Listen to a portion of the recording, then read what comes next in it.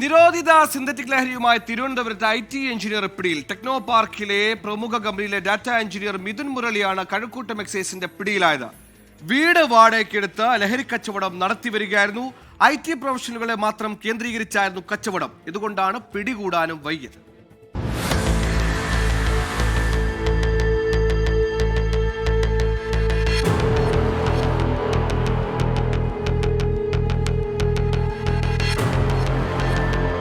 Techno പാർക്കിന് സമീപം വാടകയ്ക്ക് താമസിക്കുന്ന മുരുക്കുംപുഴ സ്വദേശി മിഥുൻ മുരളിയാണ് നിരോധിത സിന്തറ്റിക് ലഹരിയുമായി കഴക്കൂട്ടം എക്സൈസിന്റെ പിടിയിലായത്.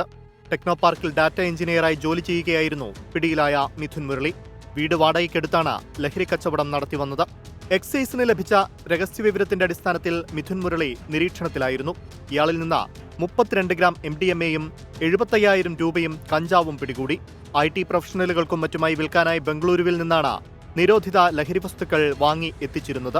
ലഹരി വസ്തുക്കൾ വിറ്റുകിട്ടിയതാണ് 75,000 രൂപയെന്ന് എക്സൈസ് പറഞ്ഞു. സാധാരണക്കാർക്ക് വിൽപ്പന നടത്താത്തതിനാൽ ഇയാളെ പിടികൂടാനായി നിരവധി തവണ ശ്രമിച്ചെങ്കിലും വലയിൽ വീണിരുന്നില്ല. മൺവിളയിൽ MDMA വിൽക്കാനായി എത്തിയപ്പോഴാണ് ഇയാൾ കഴക്കൂട്ടം എക്സൈസ് സംഘത്തിന്റെ പിടിയിലായത്. കോടതിയിൽ ഹാജരാക്കിയ പ്രതിയെ റിമാൻഡ് ചെയ്തു. 24 തിരുവനന്തപുരം.